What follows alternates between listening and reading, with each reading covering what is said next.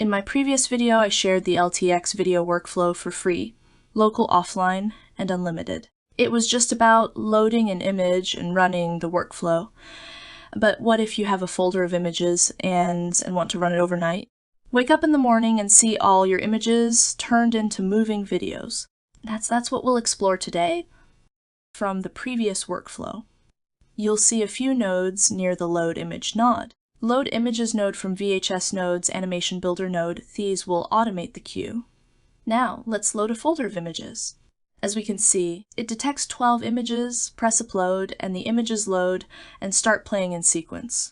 Enter the number of images you want to process in the total frames input box, then press reset to reset the previous counter.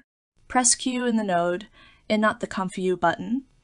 It will process the first image, and once done, it will automatically queue the next one. In the top left queue number, we can see 12 images in the queue. Let's wait for the first image to finish processing. The first image has turned into a video, 30 steps make the generation faster, and the quality is not bad. Now, it's automatically processing the next image. The queue has decreased to 11, counting down. The video was generated with 30 steps.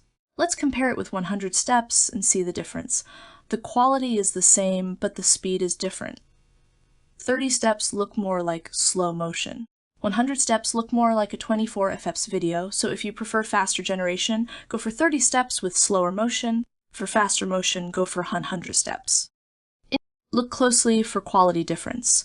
We can observe that the quality is quite similar, but only the motion is different. 100 steps is a bit faster. But as you can see, the generation time difference of 5 or 15 minutes is a lot. You can choose the steps according to your needs. If you need faster generation, go for 30 steps.